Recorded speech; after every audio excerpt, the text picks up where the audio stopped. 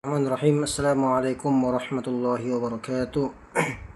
Alhamdulillah wassalatu wassalamu ala Rasulillah wa ala alihi wa sahbihi wa mawala amma ba'du. Perkenalkan, saya Alberto dari program studi Ilmu Al-Quran Tafsir semester 6. Di sini insyaallah saya akan mempresentasikan secara singkat tentang tugas UTS Ad-Dakhil Fit Tafsir. Sebelumnya yang saya hormati yakni dosen pengampu Ustadz Profesor Dr. Kiai Haji Ahmad Alim MA.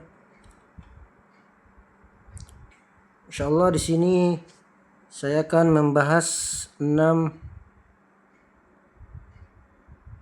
materi, yakni yang pertama tentang mendeteksi infiltrasi dan kontaminasi. Yang kedua yakni al-asil fi at-tafsir. Yang ketiga yakni infiltrasi syubhat pemikiran dalam tafsir. Yang keempat yakni infiltrasi penyelewengan atau penyimpangan. Yang kelima yakni infiltrasi tafsir kontemporer. Dan yang keenam yakni infiltrasi tafsir Syiah. Nah, di sini saya akan menjelaskan satu persatu. Yang pertama yakni mendeteksi infiltrasi dan kontaminasi. Dalam kajian Ad-Dakhil, seorang peneliti atau penuntut ilmu harus memiliki alat deteksi untuk menyaring mana penafsiran yang murni atau asil dan mana yang telah terkontaminasi Maka adapun 4 instrumen utamanya. Yang pertama yakni kritik sanad atau naqd as-sanad. Instrumen ini digunakan terutama pada tafsir bil ma'thur atau tafsir yang bersumber dari riwayat. Adapun cara kerjanya yakni memeriksa silsilah periwayat atau sanad yang menyampaikan suatu tafsir. Kita harus memastikan bahwa riwayat tersebut tidak berasal dari perawi yang dikenal pendusta atau kadzab, lemah hafalannya, dhaif, atau penganut bid'ah yang mempropagandakan pemikiran melalui hadis palsu. Adapun tujuannya yakni mengeliminasi hadis-hadis palsu atau maudhu dan riwayat Israiliyat yang tidak memiliki dasar valid yang seringkali masuk ke dalam kitab-kitab tafsir klasik. Yang kedua yakni kritik matan atau naqd al-matan. Jika sanad adalah pemeriksaan jalur, maka kritik matan adalah pemeriksaan isi atau redaksi tafsir tersebut.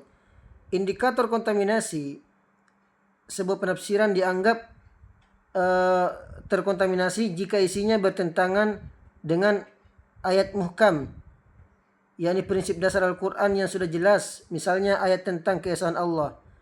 Hadis mutawatir, hadis yang tingkat kebenarannya informasinya pasti atau qat'i. Fakta sejarah yang valid, terutama dalam kisah para nabi agar terhindar dari cerita yang merendahkan martabat kenabian atau isma al-anbiya.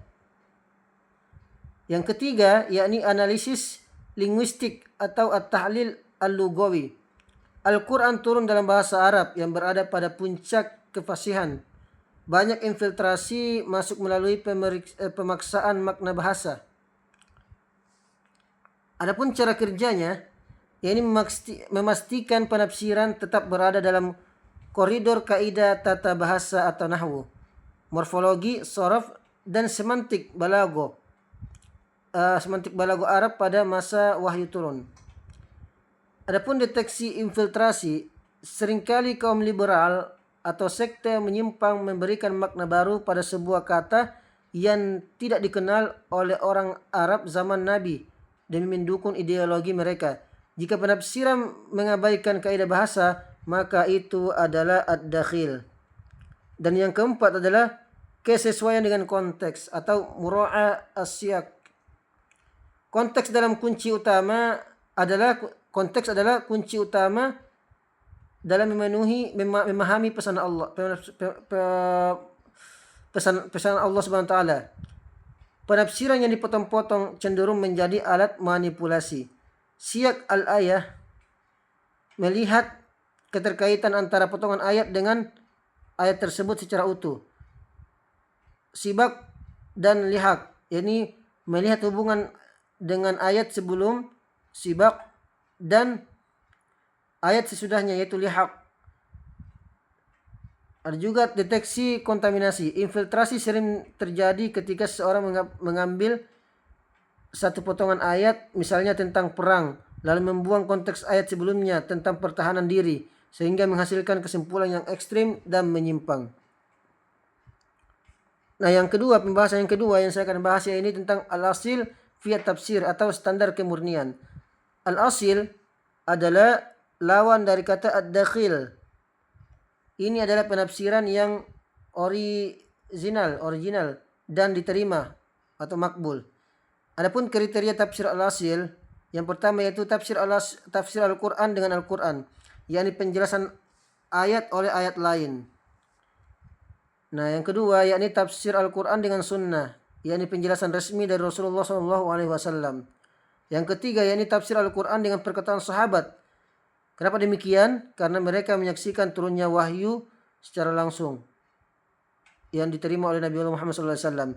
Yang keempat yakni ijtihad yang benar, yakni berdasarkan kaidah syar'i, bahasa dan logika yang sehat atau tidak dipaksakan. Selanjutnya ini infiltrasi syubhat pemikiran dalam tafsir. Seringkali tafsir dijadikan alat untuk melegitimasi ideologi tertentu, seperti syubhat teologis, yakni memaksakan ayat Al-Quran untuk mendukung paham teologi tertentu, misalnya Jabariyah atau Mu'tazilah yang ekstrim pada rasio. Atau juga liberalisme pemikiran, yakni menafsirkan ayat hukum seperti waris atau jilbab hanya sebagai produk budaya masa lalu yang tidak relevan sekarang. Nah, selanjutnya itu ciri syubhat, yakni menggunakan logika yang seolah-olah benar pada memangkas esensi teks agama. Pembahasan selanjutnya yakni infiltrasi penyelewengan atau penyimpangan. Penyelewengan ini biasanya terjadi karena hawa nafsu atau kepentingan politik. Seperti yang pertama itu Israiliyat yang mungkar, memasukkan dongeng-dongeng Bani Israel yang bertentangan dengan akidah Islam dalam kisah para nabi. Ada juga tafsir isyari yang menyimpang, yakni klaim adanya makna batin yang jauh dari makna lahir tanpa indikator bahasa yang jelas.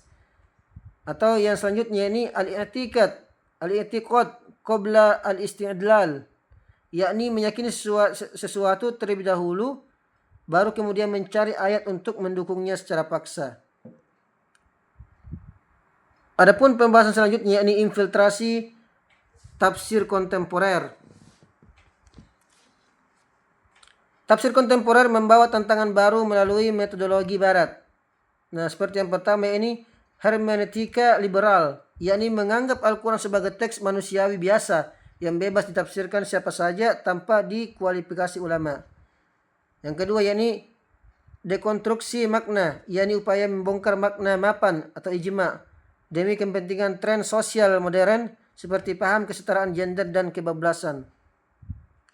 Kesetaraan gender yang sudah kebablasan sama zaman sekarang. Selanjutnya yaitu saintisme berlebihan, yakni menafsirkan ayat alam semesta secara paksaan agar sesuai dengan teori ilmiah yang belum mapan. Dan pembahasan terakhir yakni tentang infiltrasi tafsir Syiah. Tafsir Syiah khususnya Imamiyah memiliki karakteristik ad-dakhil yang spesifik. Yakni yang pertama kultus imamah, yakni memasukkan konsep kepemimpinan 12 imam ke dalam ayat-ayat yang secara konteks tidak berkaitan. Yang kedua yakni tahrif makna, yakni mengklaim banyak ayat ditujukan khusus untuk mencela sahabat Nabi, mencela sahabat Nabi tertentu. Yang kedua yakni klaim ayat yang hilang. Adanya anggapan dalam sebagian kitab tafsir mereka bahwa ada bagian Al-Quran yang disembunyikan atau bertentangan dengan janji Allah menjaga Al-Quran. Dan ada pun yang terakhir, yakni kesimpulan, kemurnian tafsir adalah benteng terakhir menjaga syariat. Yang kedua ialah dakhil tidak selalu berupa teks palsu, tapi bisa berupa penyimpangan logika dan ideologi. Dan yang ketiga kesimpulannya adalah penafsir masa kini harus membekali diri dengan ilmu alat atau bahasa Arab, usul dan juga hadis agar tidak tergelincir dalam infiltrasi pemikiran asing. Nah, mungkin ini saja pemaparan materi dari saya. Kurang lebihnya mohon maaf. Wabillahi taufiq wal hidayah. Wassalamualaikum warahmatullahi wabarakatuh.